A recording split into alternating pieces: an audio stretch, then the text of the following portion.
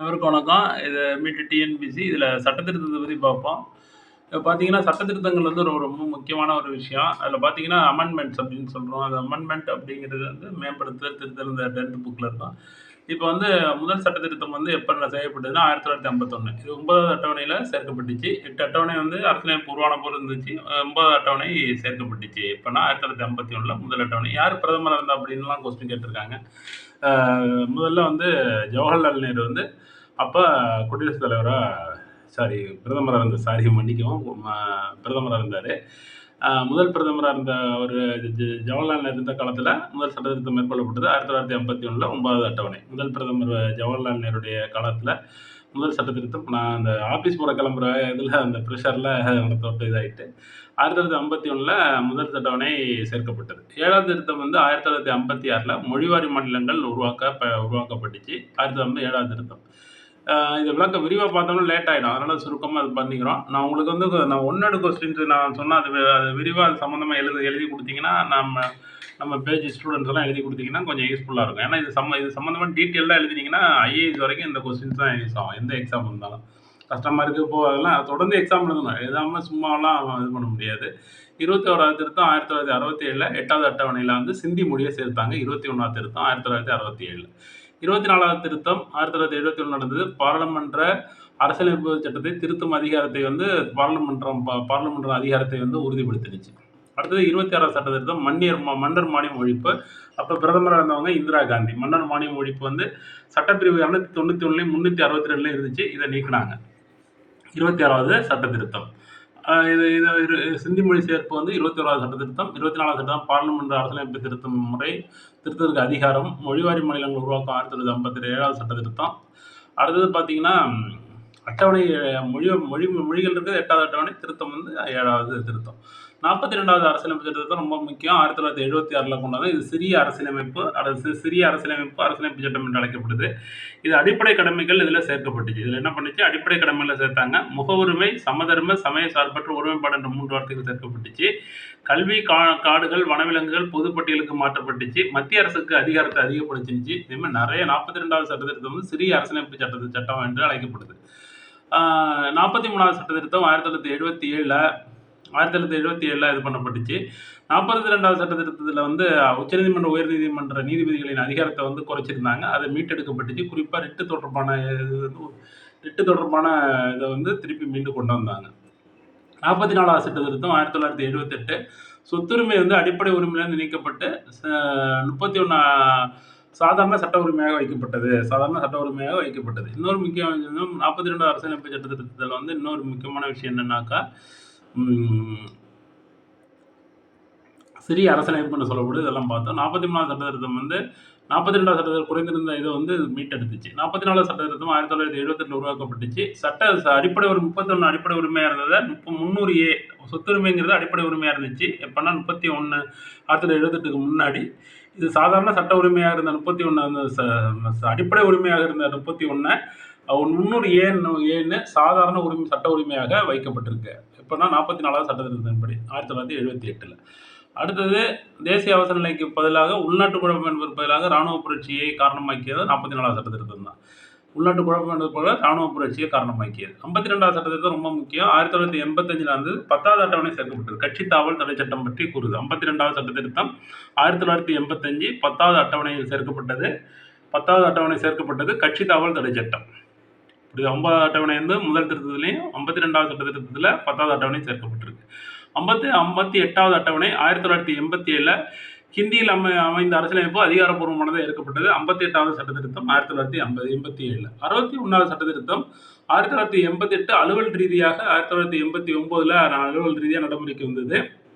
வாக்களிப்பதற்கான வயதினை 21லிருந்து 18ஆக குறைத்தது. வாக்களிப்பதற்கான வயதினை 21, 61 ஞாபகம் வச்சுக்கிட்டு ஈஸியாக ஞாபகம் வச்சுக்கலாம். வாக்களிப்பதற்கான வயதினை 21லிருந்து 18ஆக குறைத்த சட்டமைப்பு 61வது சட்ட திருத்தம். இது வந்து ரொம்ப முக்கியமானதான் எல்லா சட்ட திருத்தமுமே. இருந்தாலும் இது வந்து நீங்கள் படிச்சு வச்சிட்டீங்கன்னா ஒரு எக்ஸாம் வராது, அடுத்த எக்ஸாமில் வந்துடும். அதுமாரி வந்ததுன்னா உங்களுக்கு நீங்கள் கண்டிப்பாக தான் தொடர்ந்து எக்ஸாம் எழுதணும்னு சொல்கிறது. 69வது சட்ட திருத்தம் வந்து 1991 டெல்லி இந்தியாவின் தலைநகர் பகுதியானது. 69வது சட்ட திருத்தம் 1991 டெல்லி இந்தியாவின் தலைநகர் பகுதியானது. அடுத்து 71வது சட்ட திருத்தம் வந்து 1990 டெல்லி வந்து இந்தியாவின் தலைநகர் பகுதின்னு அறிவிச்சாங்க. 71வது சட்ட திருத்தம் 1992ல் இது வந்து ஐஏஎஸ் கொஸ்டின்ஸில் கேட்டிருக்காங்க 2024ல். கொங்கணி, மணிப்பூரி, நேபாளி ஆகிய மொழிகள் மட்டும் 8வது அட்டவணையில் சேர்க்கப்பட்டுச்சு. 71வது சட்ட திருத்தம் 1992ல். இது ஐஏஎஸ் எக்ஸாமில் 2024ல் கேட்ட கொஸ்டின். 71வது சட்ட திருத்தம் 1992ல் என்னென்ன மொழிகள் சேர்க்கப்பட்டது? கொங்கணி, மணிப்பூரி, நேபாளி ஆகிய மொழிகள் 8வது அட்டவணையில் சேர்க்கப்பட்டது. 73வது சட்ட திருத்தம் அது 1992ல் பஞ்சாயத்து ராஜ் வந்து பஞ்சாயத்து ராஜ் ஊராட்சி அமைப்புகள். 74வது சட்ட திருத்தம் 1992ல் அது நகராட்சி அமைப்புகளை பற்றி சொல்லுது. அடுத்தது வந்து அட்டவணையில் சேர்க்கப்பட்டுச்சு. இது 11வது அட்டவணை விட்டாச்சு. 73ல் வந்து 11வது அட்டவணையும் 74வதுல 12வது அட்டவணையும் சேர்க்கப்பட்டுச்சு. 73வது சட்ட திருத்தத்தில் 11வது அட்டவணையும் 74வது சட்ட திருத்தத்தில் 12வது அட்டவணையும் சேர்க்கப்பட்டுச்சு. 76வது சட்ட திருத்தம் வந்து 96ல் இம்ப்ளிமெண்ட்டு. தமிழகத்தின் ஒதுக்கீடு வந்து 69% பிற்படுத்தப்பட்டவருக்கு ஒதுக்குனாங்க. அது 9வது அட்டவணையில் சேர்க்கப்பட்டுச்சு. 9வது அட்டவணையில் சேர்க்கப்பட்டுச்சு. 73வது சட்ட திருத்தம் 11வது அட்டவணை, 74வது சட்ட திருத்தம் 12வது அட்டவணை. அடுத்தது வந்து 82வது திருத்தம் வந்து 2000ல் பதவி உயர்வில் தாழ்த்தப்பட்டவருக்கான இடஒதுக்கீடு. 82வது திருத்தம் 2000ல் வந்து பதவி உயர்வுக்கான தாழ்த்தப்பட்டவருக்கான இடஒதுக்கீடு.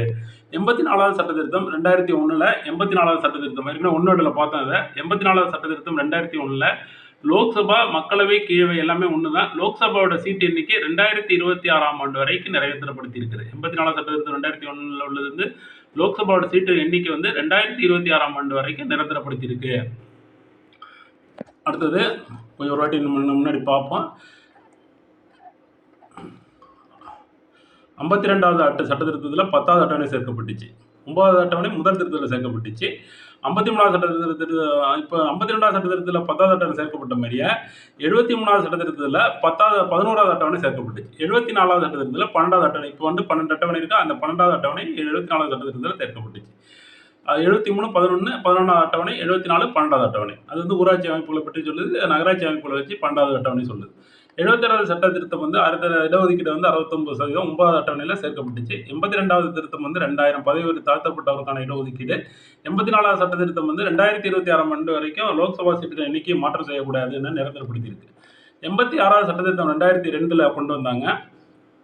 இது குழந்தைகளுக்கு அடிப்படை இலவச கல்வி வழங்கணும் அப்படின்னு சொல்லி பிரிவு சாதாரண சட்டமாக இருந்த 45வது பிரிவை அங்கே வந்து என்ன பண்ணாங்க, 31 சொத்து உரிமை சாதாரண உரிமையாக இருந்தது, அடிப்படை உரிமையாக இருந்தது சாதாரண உரிமை 300A கொண்டு வச்சாங்க. இங்கே என்ன பண்ணிட்டாங்க, அப்படியே சாதாரண உரிமையாக இருந்த 45 21A மாற்றப்பட்டிருக்கு, அடிப்படை உரிமையாக மாற்றப்பட்டுள்ளது. அதேமாதிரி ஃபண்டமெண்டல் டியூட்டி வந்து 51K சேர்க்கப்பட்டிருக்கு. அடிப்படை கடமைகளா இது வந்து இதே அடிப்படை இலவச கல்வி கொடுக்கணும் அப்படிங்கிறத அடிப்படை கடமையிலையும் சேர்த்துருக்காங்க 51K. 86வது சட்ட திருத்தம் 2002. 87வது சட்ட திருத்தம் 2003. மக்கள் தொகை 2001 மக்கள் தொகை கணக்கெடுப்பின்படி மக்களவை, மாநில சட்டமன்ற சீட்டுகளை மாற்றி அமைச்சது 87வது சட்ட திருத்தம் 2003.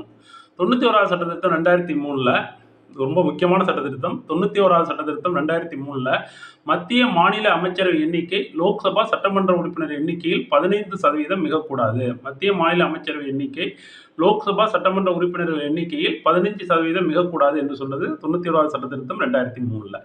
92வது சட்ட திருத்தம் 2003ல் போடா, மைதிலி, சாந்தாலி, டோக்ரி மொழிகள் 8வது அட்டவணையில் சேர்க்கப்பட்டுச்சு. போடா, மைதிலி, சாந்தாலி, டோக்ரி மொழிகள் 8வது அட்டவணையில் சேர்க்கப்பட்டது. 92வது சட்ட திருத்தம் 2003ல் போடா, மைதிலி, சாந்தலி, டோக்ரி இந்த லாங்குவேஜஸ் எல்லாம் 8வது அட்டவணையில் சேர்க்கப்பட்டுச்சு. 92வது சட்ட திருத்தம்.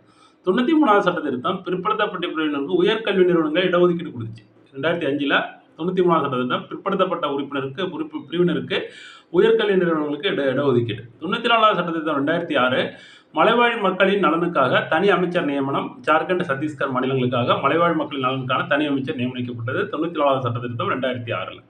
சட்ட திருத்தத்தை பற்றி ஐஏஎஸ் 2024 இந்த வருஷத்துக்கு போன வருஷம் கேட்ட question 2024 the Constitution 71th Amendment Act 1992 amends the 8th schedule to the Constitution include which of the following languages? Konkani, Manipuri, Nepali, Maithili. Select the answer code using the code given below அப்படின்னு கொடுத்துருக்கா. அது கொங்கணி, மணிப்பூரி, நேபாளி. முதல்ல 1, 2, 3 தான் வந்து தான் சரியான answer. 1, 2, 3 தான் வந்து சேர்க்கப்பட்டது. ஏற்கனவே அமெண்ட்மெண்ட் பார்த்தோம். இதுமாரி வந்து நம்ம வந்து இந்த சட்ட திருத்தங்கள் இதில் வந்து கொஸ்டின்ஸ் வந்து நிறையா வரும். இந்த டாப்பிக்லேருந்து நம்ம பார்க்கலாம்.